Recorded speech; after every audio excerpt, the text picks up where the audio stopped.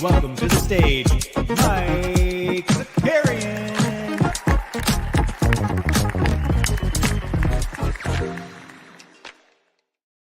What's going on, everybody? Welcome back. Now it's a tradition. We've done it a second time, so it's officially a tradition. The SORARE Sharps are back. The self-proclaimed SORARE Sharps.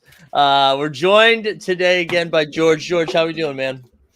Fantastic. Yeah, good to be back. You know, we'll keep the ball rolling on the SORARE Sharps. I think that was a working title, but I think we now lean fully into it. Yeah. I honestly, I hate coming up with titles, and I feel like I'm pretty good at coming up with like a placeholder, but then lazy enough that I don't actually improve upon the placeholder. So, nice. SORARE Sharps for here and forever now. We get a fun one today. We're gonna. I kind of. Oh, first of all, 1 p.m. Eastern. What time is it where you are right now? Right now it's 6 p.m. 6 p.m. English time. GMT. GMT. So it was BS. I think this is where we always get kerfuffled. So it was BST, which is British Summer Time, and now it's Greenwich Mean Time. So there we go. This is going to be our new time rolling forward. So we'll stick with this. I know we've messed around with a couple of other time ideas and have announced a couple of different things, but we'll stick with this one moving forward.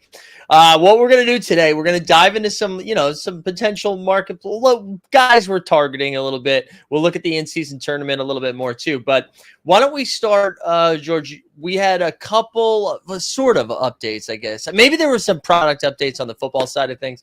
We can look at the basketball announcement as well, which was like, we got some announcements coming. We got announcements on announcements, baby. But I do think my there was favorite. That's an announcement is A1.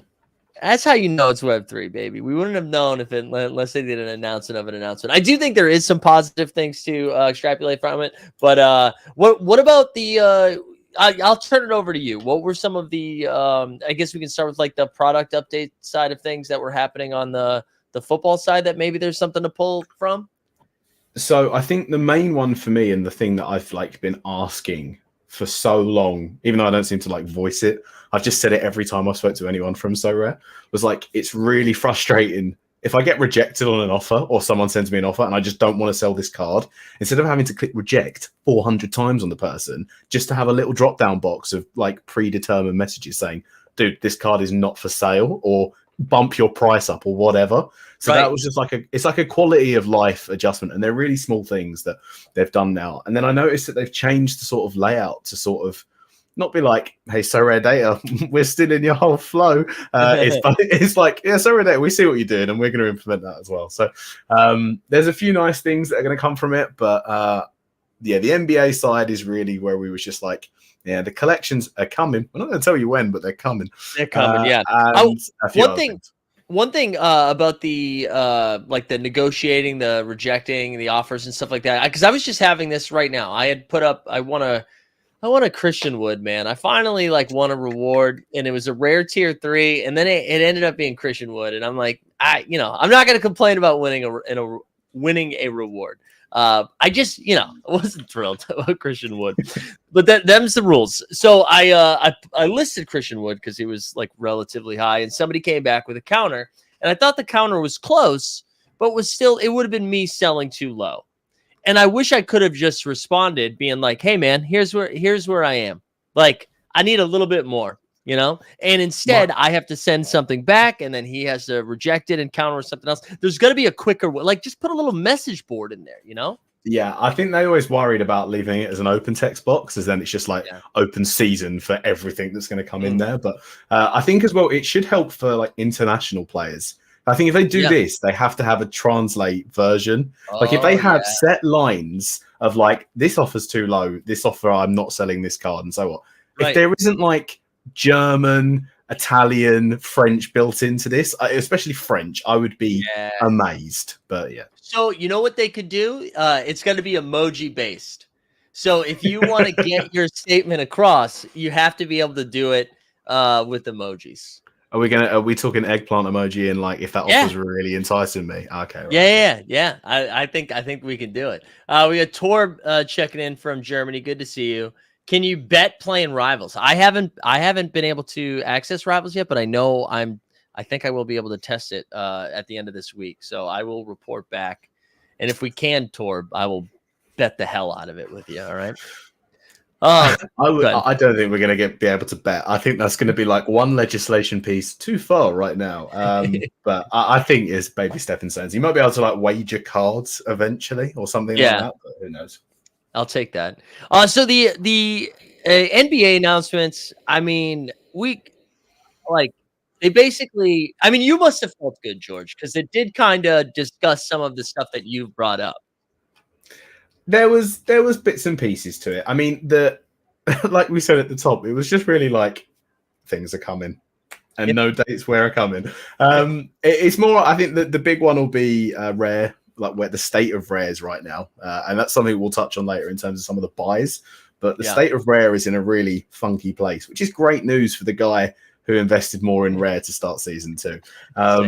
But the state of Rare, I think they know it's not in an optimal place in comparison to where limiteds are, and they will change it. They've shut the one thing. If you ever knock SORARE of all of these products and changes of all of these games that are out there, SORARE are very comfortable to be like, hey, we got this one wrong, and they will completely change their everything. They're very flexible and agile with it. So whenever stuff comes out, and this was the change of the new year with the mint scarcities, I was like, if it doesn't work, they're going to be fine, change it back. And lo and behold, hopefully we'll see some improvement pretty soon. But apart from that, Club Shop and a few other things, it's just, we're just waiting. Yeah, I like the Rare stuff. I'll definitely give them credit for, where they're just being like, hey, we thought we had something good based on feedback and what we're seeing. We don't. So we'll make some necessary adjustments, and then we'll see how that goes. And if that's good, we'll continue going there. And if it's not, we'll walk it back. And I love that. I'm fine with that. I do think like if we want to push back or give them a little constructive criticism and seeing what some of the tweet threads were after the announcement, some of the stuff, it did feel like, you know, why are we figuring this out now? Like, I mean, the NBA didn't all of a sudden being like, surprise, we're starting today. Like, we didn't know when the season was going to start. So there is part of me that was like, I mean, I don't know. I feel like you could have had some of this, like the shop. It feels like we could have, you know, I don't know. Some of that stuff felt like it could have been ironed out prior to the season. Again, and I don't know what's going on behind the scenes, but just from an outsider's perspective. The issue with the shop now is, and this was on the more general SORARE account. I'm just trying to find the actual wording before I come out of it. They said, and quote, if I'm going to find it, I can't find it inside. Basically, they was like, yeah, we really want the shop to be the best it can be. And we've seen what is in football and baseball, and we're going to take it up a notch for basketball. So now if it's just the same, and it's like the issues where you have to have like the flash lightning reactions to purchase a SORARE hat, then it's going to be a bit of a letdown. But I don't think it will. I think they must be aware of the issues on the football side with spending coins. So I don't think they're then going to be like, yeah, basketball, we're going to do exactly the same. So yeah, I do get some of the pushback that they've been getting on that, but I mean, overall, whatever. I am always hesitant whenever I see anybody come out and say we've got some really exciting stuff coming that we can't tell you about until 3 weeks from now. I'm like, you just wait. Like, I didn't need this. You could just wait a couple of weeks. But if they don't say anything, then everybody's going to come out and be like, where's the communication? Where's the transparency? So I understand that it's a lose-lose for them in a lot of ways. But I'm team, you don't need to give me an announcement of an announcement. I don't need it. That's like, it's just like an extra email, you know? I don't need that. No, it just appeals to the masses. It appeases them, is what I'll say. It's just good to know that they are aware. It's raising awareness normally means you're doing nothing, so it's like that Yeah. sort of thing. So. Yeah. All right. Why don't we let's do a little check-in of how we did this past week. How did I feel like you were on a heater? Did you keep the streak alive this past game week? I did. I wanna. I'm just gonna actually wait. Let me jump in my club just so I remember who I won because that's how good it was. Not Nikola Jokic. Nikola Jovic. That tier 4, baby. Yeah, that's what we want to see. No, I at the moment I haven't not won in a week. So even if I'm cashing like tier 4s or tier 5s, send me the like Noah Clownies from the Nets. That's who I want right now in my rewards for it. But no, I think this week, where am I looking at it? I had a disastrous in-season tournament because Luka Doncic was like, yeah, I'm going to put up 9 fantasy points for you. So that went really well. And then in terms of the rest of my stuff, I think my contender lineup, I was like really bullish. So I was like, yeah, I got a big 41-point cap. I can throw a massive player in there. And really, really smart decision of me to put Damian Lillard in there. So right now, if he has a heater game against Toronto tonight, I could be looking good. But yeah, we'll wait and see. How about yourself? There you go. Oh, sorry. Go ahead. Were you gonna say something? I was going to say, how about yourself? How you doing? Oh, sorry. I thought I had cut you off. Yeah, so this past here, I'll go back to this past game week over the weekend. I see 86th in the in-season tournament? Oh yeah, we're gonna get to that, baby. We're gonna get to that. So this was over the weekend, and the advanced AD really let us down. It was his first game back, and that's when he went for 18 and 11 or something like that. So. But that's again, and I kind of wanted to talk about the in-season tournament a little bit more. I thought this week we were going to see it get a little bit more competitive, and I just think, something we didn't anticipate is like in a lot of these game weeks, right? Your players are playing 2 games, so you have like 2 shots at getting there. So like especially your MVPs, like more often than not, Luka's not going to have 2 bad games, but in the in-season tournament, where it's just that one game, that one night, Luka flamed out last night. Kyrie flamed out. Steph didn't play.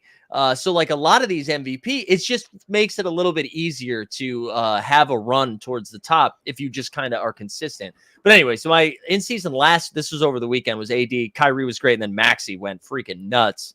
The 50-point game that you had that for. I know, it's crazy. And then Zion really disappointed, and Melton was solid for that. But what killed me was the rare contender, which is the one that I won the Christian Wood from.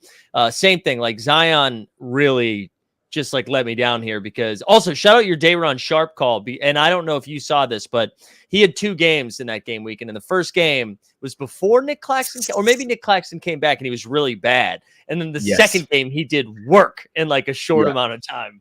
So I put him in my in-season tournament, so it only counts the first. Obviously, it was only that game, and that's where he dropped the 6. So I was like, oh, great. Yeah, nice. Yeah. So anyways, this is what won the Christian Wood, but I was like flirting with the tier 1. I was in like 9th for a little bit, and then Zion I needed him to get going.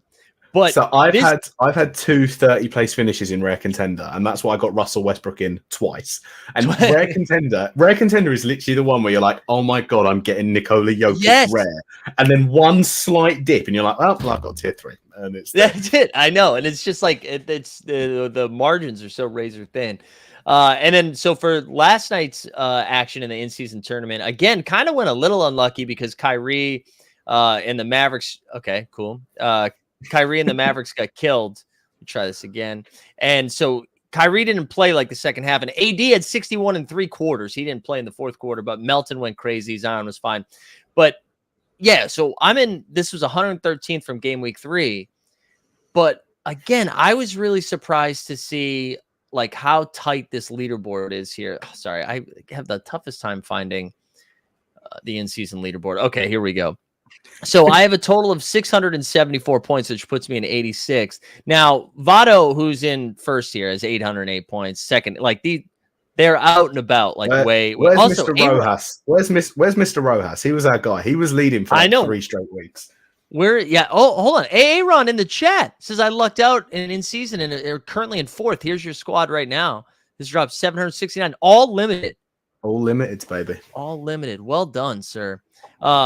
But I was looking at it, man, and again, I'm in 86 right now, but the jumps are so close here. So I'm at 674 to get to the top, to get to 61st is like 15 points. It's a 15-point differential. To get to 41st is like a 30-point differential. So I feel like there's, a lot of room to jump. And I guess what I'm saying is I'm just still surprised how you don't have to run perfect. Like maybe I'm just so broken from playing rare contender, but you don't have to run perfect in this tournament to have a shot at prizes. No, I think that's the beauty of the long format, especially when they're doing it where you don't have to hit every single week. Like this week, if it's every single week, and I had my scores for this one with Luca getting a 9 and a few others stinking it out, I'm just done. Like I'm finished because you got Halliburton's getting like an 80, and so you're just never going to catch that up. So I hope this is something that they take. And even if they do, on the football side, it's been a little bit controversial where they took one of the like tournaments, so let's say limited contender, and they stopped giving out weekly rewards. They just stopped it. It was like, we're not going to do weekly rewards for this month and only do monthly rewards in limited contender. They did it for Cap 270. And I think it got met with the people that play this game really, really try hard and have massive galleries like myself. They will be like, yeah, we're going to go on and not play this tournament now. There's no point. But for people that are a little bit more casual and don't have like the £15,000 galleries for it, it's great because it allows them to be like, oh, I can't compete this week because so-and-so smacks 100.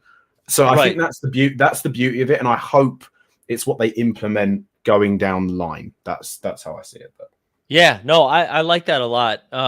Also, seeing in the chat, I kind of like that. He said, I've been just trying to play my one-game players in the in-season tournament. So Hallie went off for me last night. And I like that too, where if you're like, I know I'm only going to get one game out of them anyways, might as well throw them in this. But yeah, I'll be curious again. I wonder if we can see how many people, let me go back to it. I want to see how many people entered it. So it was 2012 for this weekend. Are we able to see? Let's go to live. So that's all. So this is what I mean. The UI on this is not amazing right now, is what I will say in terms of just trying to figure out where you're going. I think that number is of everyone that's in the competition. Yeah, I think that's what it is. Okay, because for this one we see that there was 1,509, but that was okay. So it's just like more people being added every week because this is now 1,650. Oh no, you're right. You were right. It's going to be like people don't even play it 1 week, for example. So like they'd have played the week before and so on and so forth. So I think that's how it will go. Yeah. Well, I'm still enjoying it. I like what they're messing around with here. I'm looking for. I see Gnome in the chat. Shout out Gnome, saying I wonder what tournament we will get in December. Yeah, I hope they continue to tinker with this because it's just again, you get a W for letting me use my cards. Like I just want to use my cards, and it adds a level of like strategy to it. I think what we might see is if they want to stick to having limited contender, limited champion, rare contender, champion, underdog, and those as set ones, maybe the play could be when they introduce the Eastern Conference and Western Conference and all offensive, all defensive under 23s. Maybe that's the month-long format, and then every single week you have to change a squad. But the issue with that is then it only caters again to people that have a bigger budget and a bigger gallery, which I know it's their idea. They want people to go out and buy cards. So that could be part of it, but that could be an interesting dynamic because then you have to sort of be engaged and everything. And it depends how you see it. If you be like, oh, I've got to go and buy more cards. Or I know. You're like, hell yeah, active management. I've got to go and find out who's going to be best this week and so on and so forth. So yeah, or it gives you an opportunity to sell your cards too. If you're like, I don't think I can compete with this, but I have a couple of pieces. I wouldn't mind them doing something like a long, like a single day tournament for Christmas, like a 5-day. Because that's 5 games. I think 10 teams play that day. So just having like that's enough teams in action where you could do something. They did something last year for Christmas, and it was like deck the halls, and it was like I'm trying to remember because they did stuff for All Star as well, but they did like deck the halls, and it was like you could use limiteds, rares, super rares, and uniques in it, and it was a great idea until you then realized that everyone just like Pavel and YNWA just like, I'm going to clean up in this house now, so that's fine. But yeah, I agree. I think I hope there's more things. I don't want the in-season tournament to end and be like, well, that's it to the playoffs. That's the only thing that I see. No, I'm with you. All right. I feel anything else from like this current game week that you needed to either therapeutically get off your chest, or should we dive into some of the players you've been targeting? I mean, Russell Westbrook can just have a big one of them right now. So in terms of everything with the in-season tournament, getting stuck with him. But apart from that, it's not his fault anyway. It's James Harden's fault. But yeah, there's nothing really else to sort of get off the chest, is all I'll say. But yeah, good. So I guess let's because I feel like I've slowed down my my marketplace examination of because I spent so much a couple of weeks ago. So I've been like, okay, my cards are here. I'm going to try to like work within the margins of the gallery that I have. If I have to scoop something here, scoop something there, I will. But what about you? What's your like scouting process? What have you been looking at lately? So, I mean, I was going to try and do it in a smooth transition where I share my screen, but unfortunately I have to use Firefox for this sometimes. Oh. And using Firefox is for, if you want to torture someone, just get them on that browser for it. But yeah, now in terms of the way I look at where I want to pick people up is it's twofold. It's either one, oh my God, that card is just far too cheap for what he should be.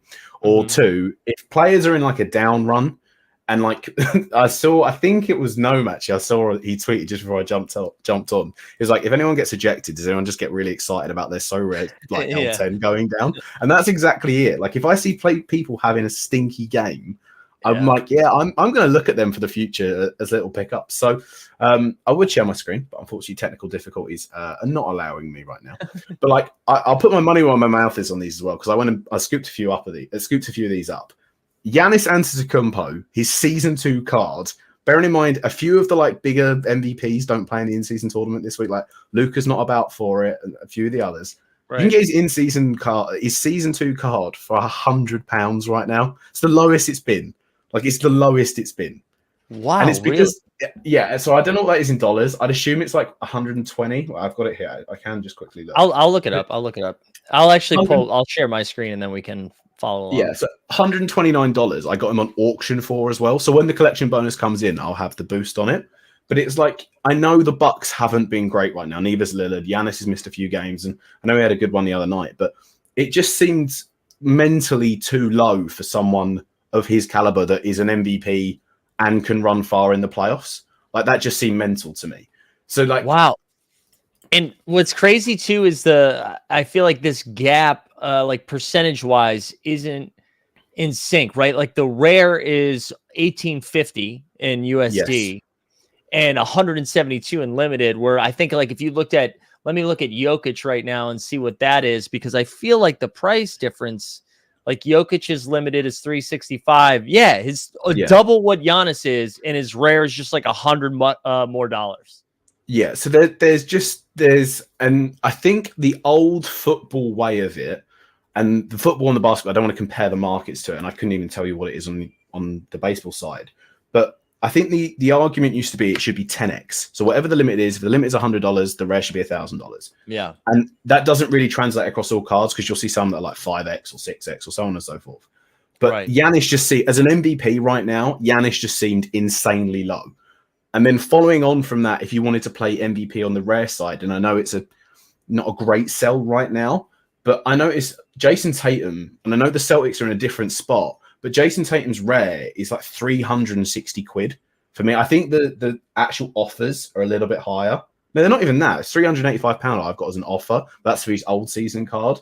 But on auction, one sold as the new season one for £360 today, which is bananas. It's almost like it's like 35% of what he was selling for last year. So I think, and I just saw Gnome in the chat. So if you click in there, you can see the cheaper ones for season 1s. But like the auction prices right now for the season 2 cards are slowly taking a little dip. And this happened last year when I think everyone and for lack of a better phrase, everyone blows their load at the start of the season. And I'm going to spend big now. Right. I'm really going to go in and win. And then there's that little trough where people are like, no, I don't want to buy right now because I'm not winning anything of all the money that I've just invested. And then it kind of picks back up again towards Christmas. And then you got All-Star. And then people are like, shit, I need to get ready for the playoffs. And everything comes around from it. So I think right now there is a really good buy window for a lot of either MVPs or the other sort of options right now. Because Tatum, he is an MVP, but the way how stacked the Celtics are right now, the ball's getting shared so much, he just isn't getting those 60s, 70s that he got last year. Right, but he's like consistently giving you like low 50s. I feel like, yeah, And I like that a lot. with his ceiling as well, if Jaylen Brown sits a game and KP's out, and you're like, well, Jason Tatum, you need to go off. Jason Tatum is definitely a guy that can go and get you 65 points on SORARE. So, and that as an MVP can always match a Jokic or an Embiid on their highest levels in any case. So I think he's great. And then looking at some of the like cheaper options, one of the guys that I mentioned the other week, because I was like, and I'm really sorry to say this to you, but when Anthony Davis does get injured, Jackson Hayes is just a no-brainer pick, because even if Christian Wood's about, I think he got like 30 the other night as well when AD sat or something like that. Yeah. But he's a couple of dollars, and even on the rare side of things, he's going to be one of those guys in Rare Champion where if AD sits, he will be in the lineups that win 100%. Well, yeah, and we're look at that. There's barely a difference between his looking at rare and limited. I guess this is his year one cards from 2022. You see like a 383, $27, and then you pop up and it just jumps up to $4 and $34. So yeah, I mean Jackson Hayes too is like secured some minutes. Secured minutes as like the backup big right now, along with Christian Wood, obviously. But he looked great last night. Like he went to the free throw line on something, like bricked the free throw, got his own board, and like slammed it down. It was all jacked up. So yeah, there's a bunch of different outs with Jackson Hayes, whether it's through like garbage time or AD. Even if AD doesn't get hurt, I mean they're gonna rest him here, even though he said at the beginning of the year he's gonna play all 82 games. Yeah, Aaron, speaking of which, Tatum, injury report says Porzingis and Brown are both questionable. Yeah, it sounds like it feels like Jaylen Brown is going to sit and Porzingis is truly questionable. But yeah, I like that Jackson Hayes call quite a bit. I think I like a lot of those guys who are like, I mean, we talk about Paul Reed all the time, but those dudes who immediately move into a fairly high usage role when the starter goes out, and we've already seen them produce. I feel like those are easy W's, and they're low risk in the sense that it's not that expensive on the market, but there's a high reward when you get to use it, even if you don't play it, because when inevitably Friday morning, Joel Embiid's like out Friday night, the Paul Reed card is going to moon for like 4 or 5 hours. Well, it's them as well. Like when you used to get games, and I think there's been one so far this season where they have 3 games in the midweek. And you're like, Embiid's questionable game 1. You're like, well, he's definitely going to sit one of these games coming. So you can take the gamble on them coming in for it. So there's a few others, like Jaden Ivey was a guy, Quentin Grimes was a guy. I think that you can just look at these in general when you're just scouting on SORARE, in terms of if you're like, hey, I got a couple of bucks in my wallet, I want to go out and buy some cards. You don't necessarily need to buy cards for your lineup this week for them to be successful. If you go in and get them at the lower prices and then just sit and hold, they might dip a little bit more, but you've got that guarantee that you're ready for when it comes, and you won't miss the insane rise when Underdog tweets that like Jaylen Brown has cut his finger because he's lifted a glass up or something like that. So there's loads of moments where you just need to be ready. And I think if you get in at lower prices when they're getting in at lower prices sounded like such a salesman thing. Then I felt like I was like, this is not financial advice. But if you get in at the lower prices on these cards, I just feel like it's a no-brainer in that sense. So yeah, I know I'm with you. Maddie too saying in the chat, like Marvin Bagley when Duren is out too. Yeah, I think that's another good example where we've seen Marvin Bagley now. I think 2 consecutive game weeks or 2 consecutive games. I mean, I know he had 23 and 11 last night, but I think like monitoring those like fringe guys, those guys around the edges that you plug them into a lineup. I know the beginning of the season, we were talking about the Phoenix Suns guys, and like they've sort of panned out in the sense that Eric Gordon has been pretty solid a couple of game weeks. Yuta has looked nice, but hasn't really done it. Or don't like the name to me. Yeah, I know, man. Yuta is tough. I'm trying to think if there's anybody else on like my radar right now. I'm trying to figure out, like, I want to monitor what's happening in Chicago like Zach LaVine is now like some trade talks, right? And if LaVine goes, my guess is DeRozan goes as well. I don't know if there's going to be a market for Vooch, but if both of those guys go, yes, they're going to be bringing in players back in the trade, but I imagine they're going to try to get as many picks as possible. All of a sudden, like Kobe White becomes pretty interesting. Ayo Dosunmu, who is a young guy that I think they'll run out there way more if they're just trying to lose games. Patrick Williams. We saw Pat Williams at the end of last season have a couple of big breakout games as well. I haven't looked at the prices of any of these guys. This is just like talking like hoops, I guess, for a little bit. But I think I want to start paying attention to teams like that where there's like rumblings, there's going to be some changes. Like the Golden State guys of like Kuminga and Moody. I feel like one of them could be on the move sometime soon. So just kind of monitoring situations like that.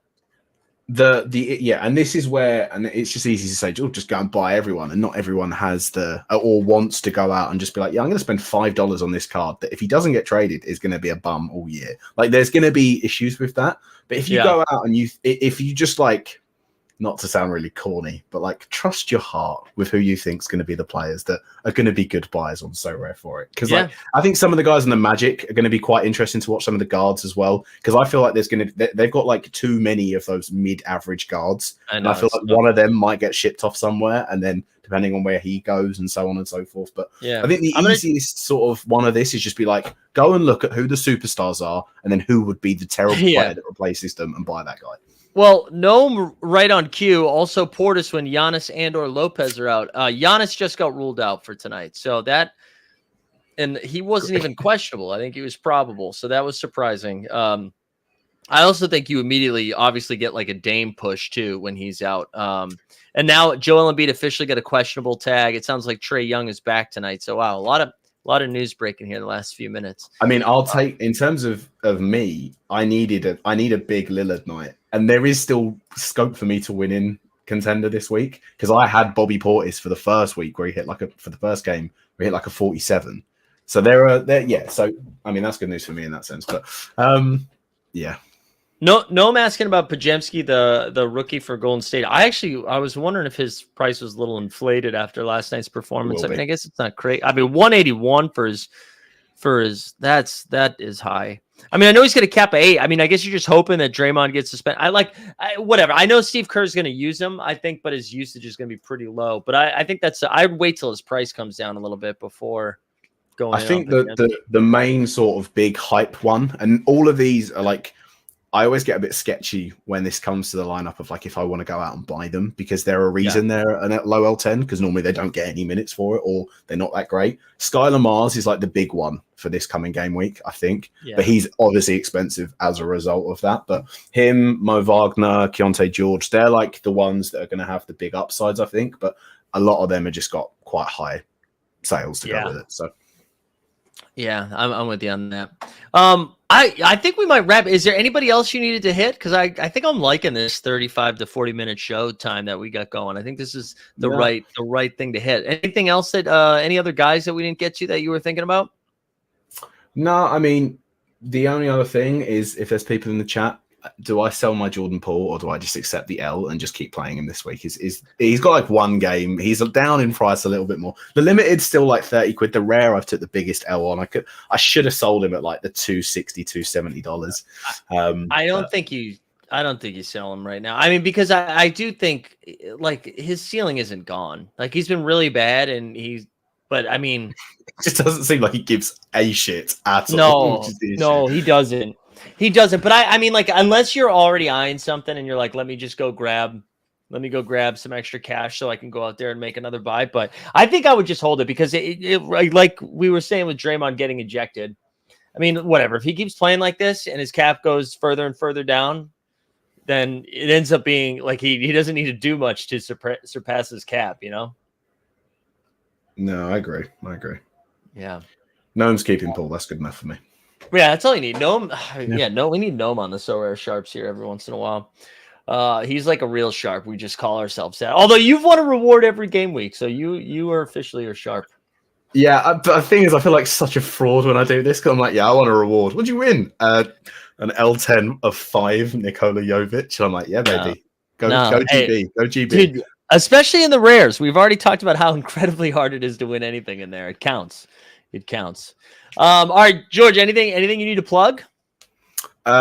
Myself is what I'll plug. I don't know if there's a link to the podcast in the show notes or the description. I'm not sure, but the Swingman podcast. The Swingman podcast is something where me and a few guys, we've been speaking NBA and everything basketball now for a few years.